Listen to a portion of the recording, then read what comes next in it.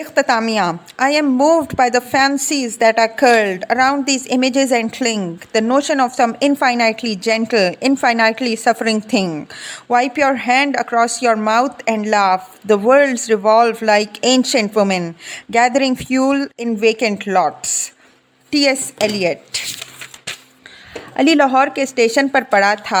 سارے plate form بے گھر لوگوں سے اٹے پڑے تھے جو اپنے پھٹے پرانے بستر بچھائے اندر اور باہر ہر جگہ لیٹے تھے، بیٹھے تھے، سو رہے تھے اور آہستہ آہستہ باتیں کر رہے تھے. جو ہمت والے تھے پیٹ بھرنے کے لیے مزدوری کرتے، بھیک مانگتے یا چوری کرتے. باقی کبھی کبھار اٹھ کر ریلوے کے نل سے پانی پی لیتے اور سارا وقت پڑے رہتے. سب کے چہرے بہرحال بھوکے، غلیظ اور بے تاثر تھے.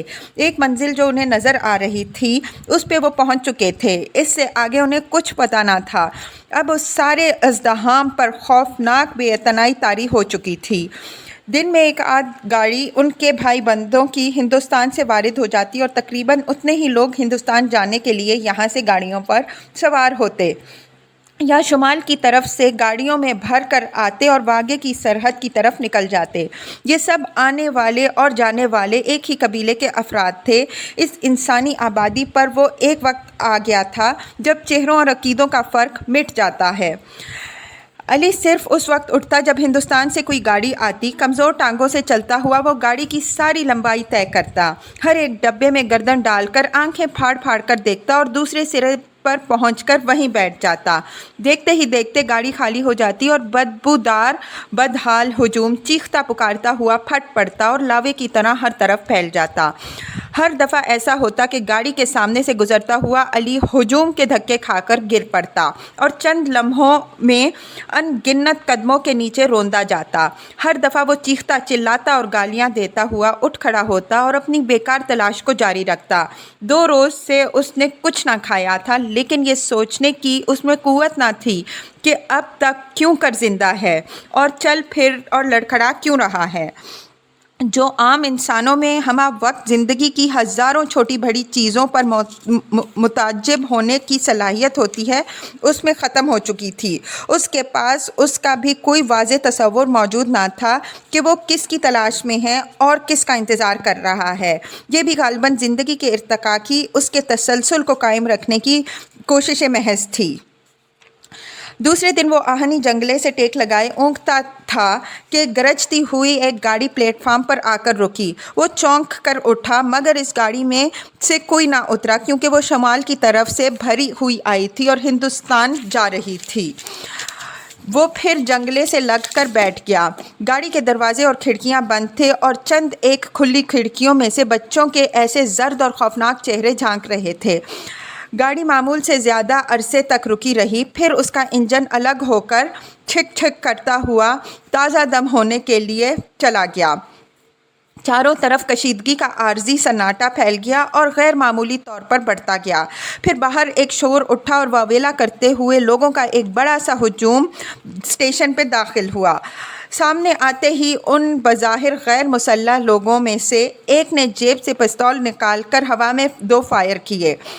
دوسرے نے اس کا ہاتھ پکڑا اور پستول چھین کر کھڑکی کے شیشے سے منہ نکال کر باہر دیکھتے ہوئے ایک زرد رو بچے کا نشانہ لیا. 1 2 3 4 پھر پلیٹ فارم پر تمام مردہ اور نیم مردہ لوگ حیرت انگیز جوش اور پھرتی کے ساتھ اٹھ کر گاڑی پر ٹوٹ پڑے. دروازوں اور کھڑکیوں کے ٹوٹنے کی آوازیں اکا دکا ہوتے ہوئے فائروں کی خشک پٹاخے دار آوازوں سے رل مل گئیں. ان میں شامل مرنے والوں اور بھاگنے والوں کی چیخوں کی آواز اور حملہ آوروں کی ہاہاکار تھی. بہت سے لوگ کود کر گاڑی سے نکل کر بھاگے اور ہر طرف سے گھر گئے. کچھ اندر ہی رہے. فضا میں تازہ انسانی خون کی بو پھیل گئی. علی کاہلی سے اس سارے منظر کو دیکھتا رہا. پھر اکتا کر اس نے آنکھیں بند کر لیں اور سر جنگلے پر ٹیک دیا. ان کے ساتھ والے فوجی کہاں گئے اس نے سوچا. پھر اس نے آنکھیں کھول کر داہنی طرف دیکھا. یہ ایک عورت کی آواز تھی جو بہت قریب سے آئی تھی. واویلا کرتی ہوئی وہ ایک ادھیڑ عمر کی موٹی سی عورت تھی جو اسے اس طرح اپنی طرف دیکھتے ہوئے پا کر اچانک رک گئی. اس کے ہونٹ برابر چل رہے تھے. ظالم قاتل، میرے خاوند کو، میرے بچے کو مار دیا. مجھے بھی مار دو. مجھے کیوں چھوڑا؟ کیوں؟ عورت کی آنکھیں احمقوں کی طرح کوری تھیں اور اس کے چہرے پر بھی خوف کے علاوہ شدید حماقت برس رہی تھی۔ کسی حماقت زدہ چہرے کو اپنی سے مخاطب دیکھ کر بعض دفعہ جو بلا وجہ غصہ آتا ہے اس سے علی جھنجھلا گیا، پھر دفعتاً ایک قطعی بے وجہ اور غیر ضروری جذبے نے اسے اپنی گرفت میں لے لیا۔ عورت کو مار گرانے، اس کا خون بہانے کی طاقتور پاگل خواہش نے اسے پلک جھپکنے میں اٹھا کر کھڑا کر دیا۔ عورت بولتے بولتے رک گئی۔ وہ پھر ایک قدم پیچھے ہٹی اور وقت ضائع کیے بغیر دونوں ہاتھوں سے پکڑ کر چھاتی پر سے اپنا ململ کا کرتا دامن تک پھاڑ ڈالا۔ نیچے اس کی جلد صاف گندمی رنگ کی تھی اور دو بھاری بھاری پھولے ہوئے تھن مٹکوں کی طرح پیٹ پر لٹک رہے تھے۔ اس نے دونوں ہاتھوں سے مشکل کے ساتھ انہیں اوپر اٹھایا اور آگے بڑھی۔ مجھے مت مارو خدا کے لیے، یہ دیکھو۔ اس نے تھن علی کی ٹھوڑی کے نیچے ٹھونس دیے۔ رحم کرو، میں تمہاری ماں ہوں۔ علی نے کراہت سے منہ پھیر لیا۔ 2 گھنٹے کے اندر اندر پھر سے امن ہو گیا۔ صرف راستے سے گزرنے والے لوگ بہت بڑی تعداد میں جمع اندر باہر بکھری ہوئی لاشوں کا نظارہ کر رہے تھے۔ اس وقت کے بعد علی کی رہی سہی بھوک بھی غائب ہو گئی۔ تیسرے دن کسی نے آہستہ سے اس کے شانے پر ہاتھ رکھا۔ یہ بانو تھی۔ میں نے تمہیں امبالے کے اسٹیشن پر دیکھا تھا۔ وہ اس کے ساتھ بیٹھ گئی۔ تمہارے ساتھ ایک لنگڑا سا بڈھا تھا، ہماری گاڑی وہاں سے گزری تھی۔ یہاں کیا کر رہے ہو؟ وہ خاموشی سے اسے دیکھتا رہا۔ تم کو گاڑی کہاں سے ملی؟ اور تمہاری بیوی؟ بانو نے متلاشی نظروں سے ارد گرد دیکھا۔ علی نے بھی اس کی نگاہوں کے تعاقب میں چاروں طرف نظر دوڑائی، پھر نقاہت کے مارے آنکھیں بند کر لیں۔ میں ہر روز یہاں آتی ہوں اپنے لڑکے کی تلاش میں۔ میں نے پہلے تو تمہیں نہیں دیکھا۔ تمہارا بیٹا بھی ہے؟ علی نے آنکھیں کھول کر پہلی دفعہ بات کی۔ ہاں، کمال، میرا بچہ۔ سورج غروب ہو رہا تھا۔ لاشوں کی موجودگی کی وجہ سے ایک خوفناک متلی آور بو پھیلنا شروع ہو گئی تھی۔ وہ خاموشی سے بیٹھی علی کو دیکھتی رہی۔ اس وقت اچانک اس کے دل میں اپاہجوں کی طرح جنگلے کے ساتھ آنکھیں موند کر بیٹھے ہوئے اس شخص کے لیے وہ جذبہ پیدا ہوا جس کی صرف عورتیں اہل ہوتی ہیں۔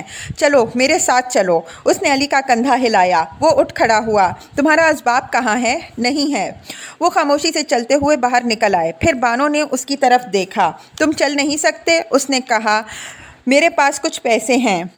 مشکل سے علی کو تانگے کی پچھلی سیٹ پر سوار کرا کر وہ اس کے برابر بیٹھ گئی اور بتانے لگی۔ یہاں مجھے کپڑے کے کارخانے میں کام مل گیا ہے، وہیں نور دین بھی مل گیا۔ نور دین کو تم جانتے ہو؟ فٹر جو وہاں ہمارے ساتھ تھا۔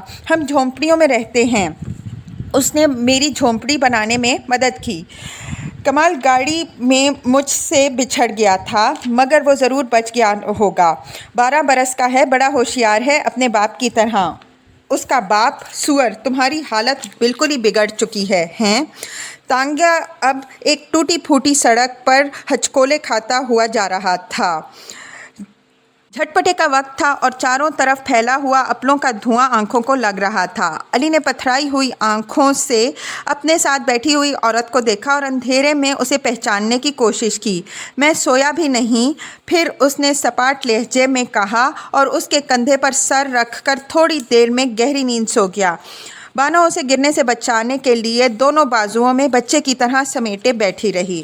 جب اس کی آنکھ کھلی تو اس نے دیکھا کہ تازہ پھونس کی بنی ہوئی نیچی چھت والی جھونپڑی میں کھاٹ پر پڑا ہے۔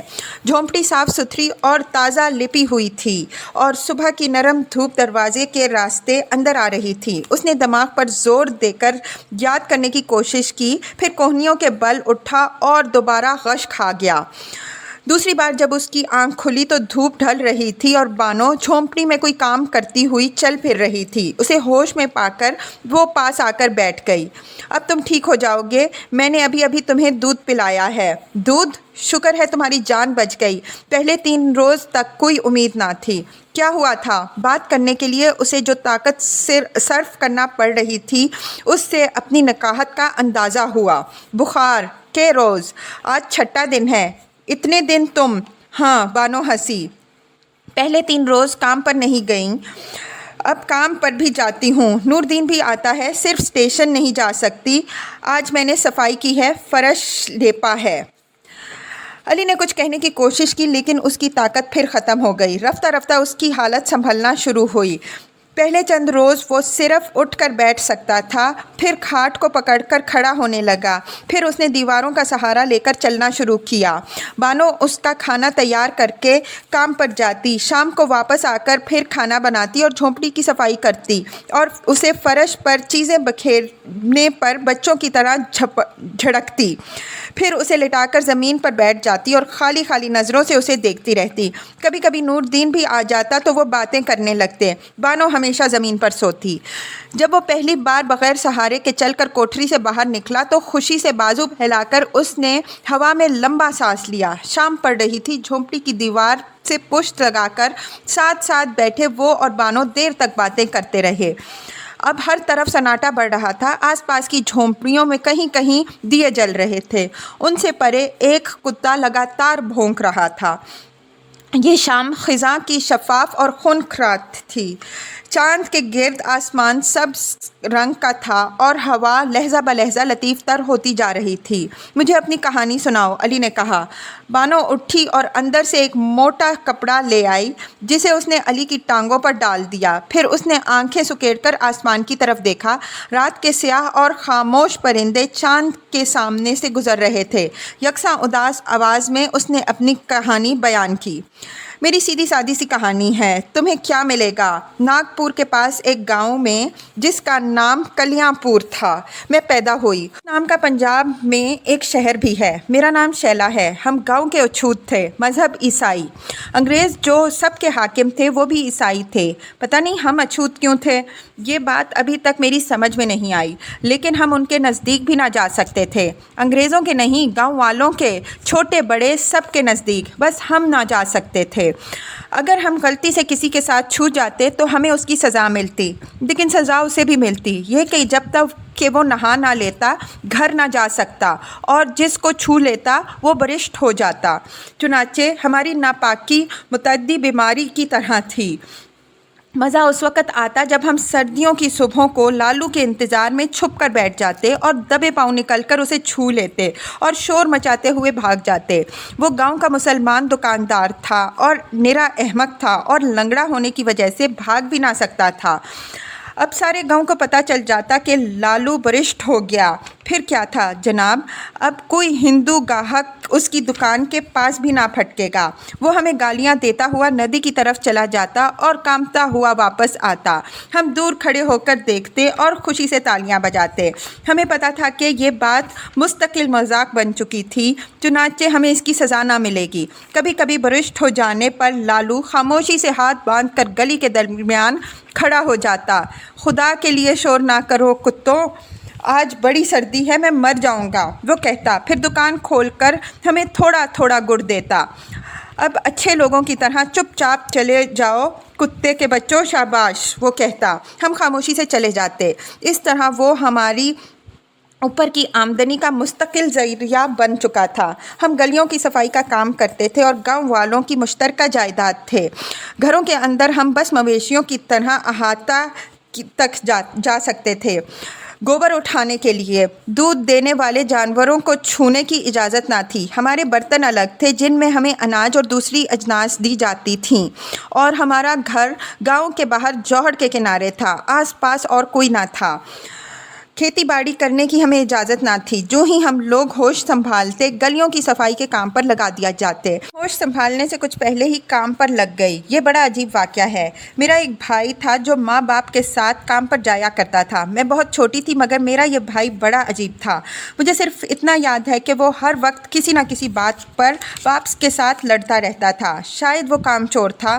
ہر روز میرا باپ گھسیٹ کر اسے گھر سے نکالتا اور جھاڑو دے کر مارتا ہوا کام پر لے جاتا، لیکن وہ بڑا ذہین تھا۔ اسے 100 تک کی گنتی فر یاد تھی جو میرے ماں باپ میں سے کسی کو نہ آتی تھی، اور کھیتی باڑی ہمارا کام نہ تھا، پر اسے ہر فصل کے بیجنے کاٹنے کے طریقے اور ان کے موسم یاد تھے، اور صرف 7 دن کی بوئی ہوئی فصل کو دور سے دیکھ کر بتا سکتا تھا کہ کون سی فصل کا کھیت ہے، اور اس طرح کی اور بہت سی باتیں تھیں جن میں وہ گاؤں کے لڑکوں میں سب سے ہوشیار تھا۔ خیر، ایک دن کیا ہوا کہ میرے باپ نے اسے خوب پیٹا اور وہ روتا روتا اور گالیاں دیتا ہوا سو گیا۔ رات کا جانے کیا وقت جب اس نے اٹھ کر مجھے کمر پر لادا اور باہر نکل گیا۔ میں بہت نیند میں تھی۔ جب میری آنکھ کھلی میں نے اپنے آپ کو اس کی پشت پر پایا۔ وہ جوہر کے کنارے کنارے چپ چاپ چل رہا تھا۔ رات بڑی سنسان تھی اور جوہر کے پانی میں ستاروں کا عکس پڑ رہا تھا۔ ایک جگہ پر رک کر اس نے مجھے اتار دیا۔ اب میں نہاؤں گا، اس نے کہا اور کپڑے اتار کر پانی میں کود پڑا۔ دیر تک ڈبکیاں لگانے کے بعد وہ باہر نکل آیا اور ننگ دھڑنگ میرے سامنے کھڑا ہو کر بولا، اب میں پاک ہوں، بتا۔ میری بالکل نہ سمجھی کی عمر تھی جو میری سمجھ میں آیا میں نے کہہ دیا، اور میں نے کہا نہیں۔ شرمگین نظروں سے مجھے گھورتا ہوا دوبارہ خاموشی سے پانی میں اتر گیا اور خوب مٹی مل مل کر نہایا۔ پھر اس نے باہر نکل کر اپنا سوال دہرایا، اب میں پاک ہوں، بتا۔ مجھے پتا تھا وہ پاک نہیں ہے۔ میرے دوبارہ نہیں کہنے پر اس نے زور کا چاٹا میرے گال پر رسید کیا، پھر دوسرا، پھر تیسرا، پھر چوتھا، یہاں تک کہ میرے کان سنسنانے لگے اور مجھے لگا جیسے اب میں عمر بھر کے لیے بحری ہو گئی ہوں۔ مگر اس وقت خوف کے مارے چیخ میرے حلق سے نہ نکلی۔ اس نے خاموشی سے کپڑے پہنے اور میرا ہاتھ پکڑ کر گھر کی طرف چل پڑا۔ گھر کے نزدیک پہنچ کر اس نے بڑے آدمیوں کی طرح سینے پر ہاتھ باندھ کر میرے سامنے کھڑا ہو گیا۔ اب میں گنگا میں جا کر نہاؤں گا اور پڑھوں گا، مگر ایک نہ ایک دن میں ضرور واپس آؤں گا۔ یہ کہہ کر وہ اندھیرے میں غائب ہو گیا۔ میں بہت چھوٹی تھی، لیکن اس رات اس نے جو کچھ کہا ایک ایک لفظ میرے ذہن میں موجود ہے۔ اس رات بڑی سردی اور سناٹا تھا۔ اب میں اس کی جگہ پر کام کرنے لگی۔ کئی سال اس طرح گزر گئے اور کوئی خاص واقعہ نہ ہوا۔ صرف میری ماں 1 سال ہیضے میں مر گئی۔ اب میں اور میرا باپ دونوں رہتے تھے اور میں سیانی ہو چلی تھی۔ ایک روز گاؤں کے زمیندار نے مجھے اپنے مہمان خانے میں بلایا اور باقی سب لوگوں کو باہر نکال دیا۔ میں نے سوچا ہو نہ ہو کوئی گائے برشت ہو گئی ہے اور اب یہ مجھے جان سے مارنے والا ہے۔ لیکن اس نے مجھے اپنے پاس بٹھا لیا اور بولا، ارے پگلی، عورتوں کے ساتھ سونے سے کوئی بھی برشت نہیں ہوتا ہے۔ میں اس وقت 12 سال کی تھی۔ شام کو خوش خوش وہاں سے لوٹ آئی۔ اب میں اس کے ساتھ رہنے لگی۔ مجھے پتا چلا کہ یہ ایک عام فہم بلکہ بڑے قاعدے کی بات تھی، اور وہ شخص برا آدمی نہ تھا، موٹے جسم کا تندرست بوڑھا تھا اور خوش مزاج تھا۔ سب سے بڑی بات یہ تھی کہ مزدوری کیے بغیر مجھے اچھا کھانے کو اور پہننے کو مل جاتا تھا اور میں آرام میں تھی۔ صرف کبھی کبھی جب وہ میرے اوپر سوار ہو کر پاگلوں کی طرح کودنے لگتا تو مجھے خطرہ ہوتا کہ اب میں کچل کر مر جاؤں گی۔ لیکن یہ سلسلہ زیادہ دیر تک نہ چل سکا۔ اس نے مجھے ایک اور شخص کے سپرد کر دیا۔ یہ شخص بھی زمیندار تھا اور عمر میں ذرا کم تھا، پر اسے بڑا گندا پسینہ آتا تھا۔ بھائی کیا بدبودار شخص تھا۔ اس کے ساتھ لگنے سے میرا بدن بھی خراب ہو جاتا اور مجھے کئی بار نہانا پڑتا۔ اس کے بعد جس آدمی کے پاس میں رہی وہ بوڑھا تھا اور بالکل نکما آدمی تھا اور کسی کام کے لائق نہ تھا۔ تیسرے ہی دن اس کی داڑھی نوچ ڈالی، جس پر اس نے مجھے پکڑ کر خوب مارا۔ کافی دنوں تک ایسے ہی چلتا رہا۔ اسی اثنا میں میرا باپ بڑھاپے سے مر گیا۔ اس کے کئی روز بعد مدن کہیں سے آن وارد ہوا۔ یہ میرا بڑا بھائی تھا۔ اسے دیکھ کر مجھے خوشی ہوئی۔ ایک تو میں اکیلی تھی، دوسرا گاؤں کے لوگوں سے بالکل اکتا چکی تھی، اور پھر وہ میرا بھائی تھا۔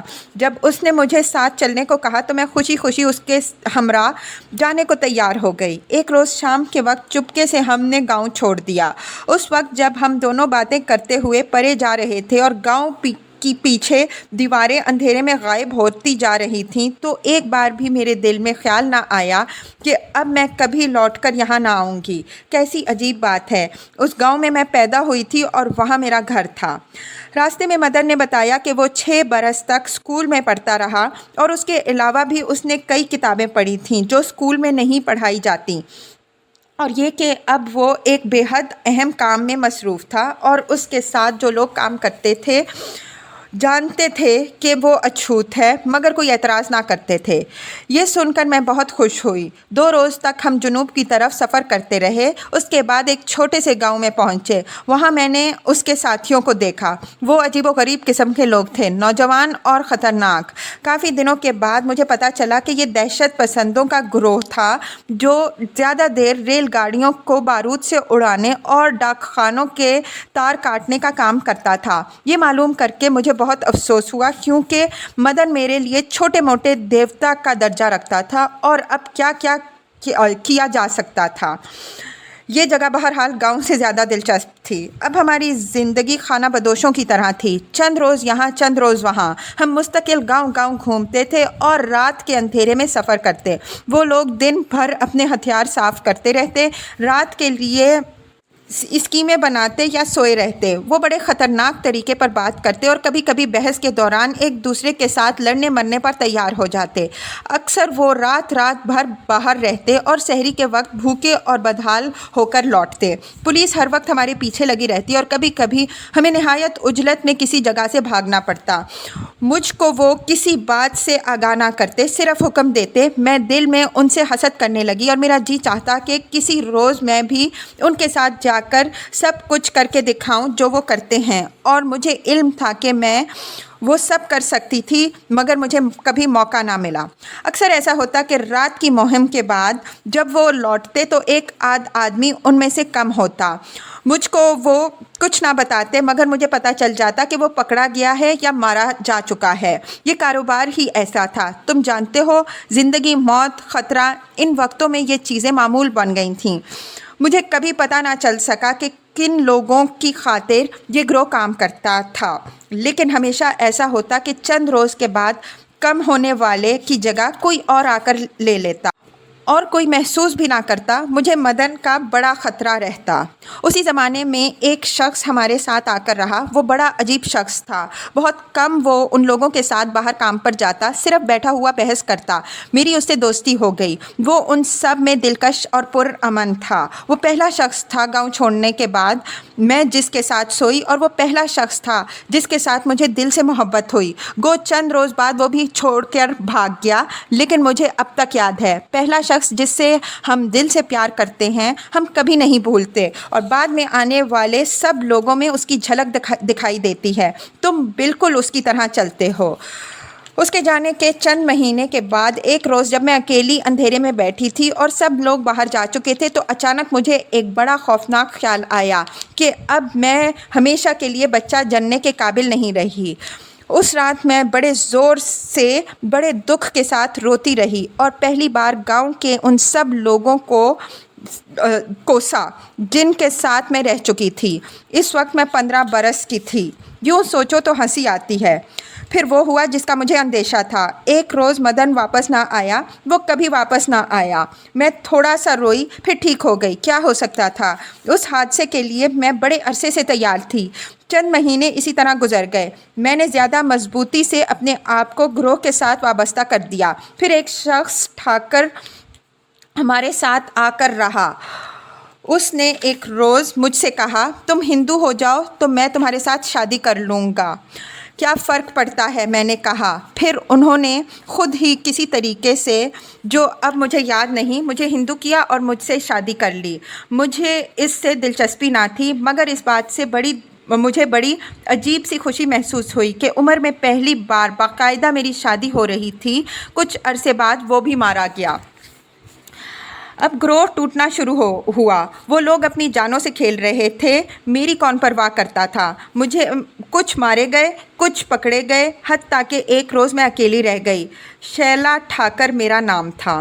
اس کے بعد کوئی خاص بات نہ ہوئی۔ تمہیں پتہ ہی ہے، میں وہاں آ گئی جہاں تم نے مجھے دیکھا، مگر میں تم سے کئی برس پیشتر وہاں پہنچی اور کپڑے کے کارخانے میں کام شروع کر دیا۔ وہیں پر میں لال سے ملی جو کارخانے میں ٹائم کیپر تھا۔ وہ بڑا مہربان اور نرم دل تھا۔ مجھے کارخانے کے کام کی عادت نہ تھی، اس لیے میں اکثر دیر سے پہنچتی، لیکن وہ کبھی میرا ٹائم نہ کاٹتا اور میرے ساتھ بڑی محبت سے پیش آتا۔ چونکہ میں اکیلی تھی، وہ کبھی کبھار میری خیریت پوچھنے کے لیے گھر کی طرف بھی آ نکلتا۔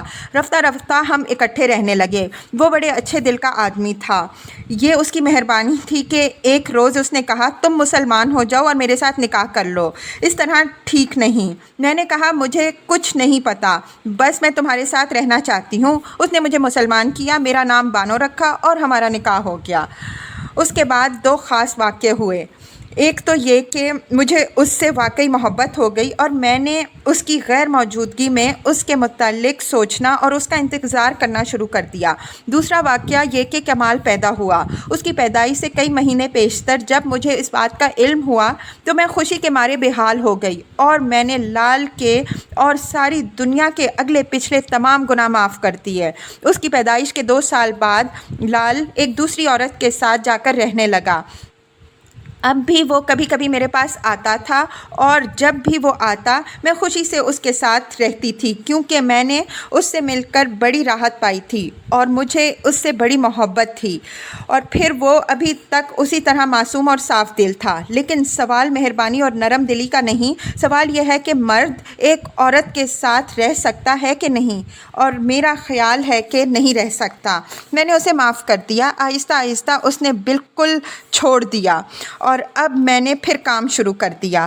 ہر روز میری اس کی کارخانے کی دروازے پر ملاقات ہوتی، اور وہ ہنس کر میرا حال پوچھتا اور میں ہنس کر جواب دیتی۔ میں الگ رہتی تھی اور خود محنت کر کے کھاتی تھی، میں کیوں ناراض ہوتی؟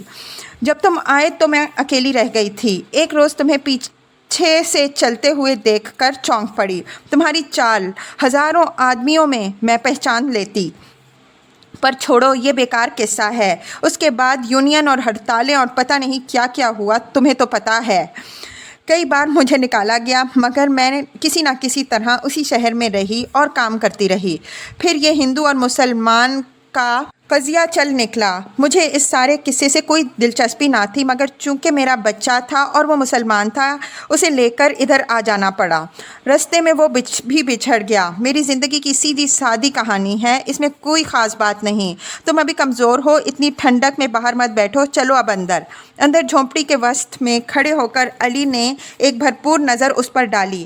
وہ عورت جو اس سے 10 برس بڑی تھی، اس کا شفیق اور بے باک چہرہ تھا اور روشن آنکھیں تھیں، اور اس کا جسم بھی ڈھلا نہیں تھا۔ وہ بلا کی عورت تھی۔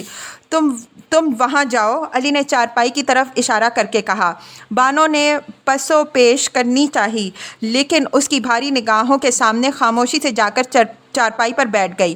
علی سینے پر ہاتھ باندھے خالی نظروں سے دیے کی لو کو دیکھتا رہا، پھر کونے میں سے ایک رسی اٹھا کر جھونپڑی کے آر پار باندھنے لگا۔ جب باندھ چکا تو ایک موٹا سا کپڑا اس پر پھیلا دیا، جس نے کوٹھری کو 2 حصوں میں تقسیم کر دیا۔ یہ کیا کرتے ہو؟ بانو نے آواز دی۔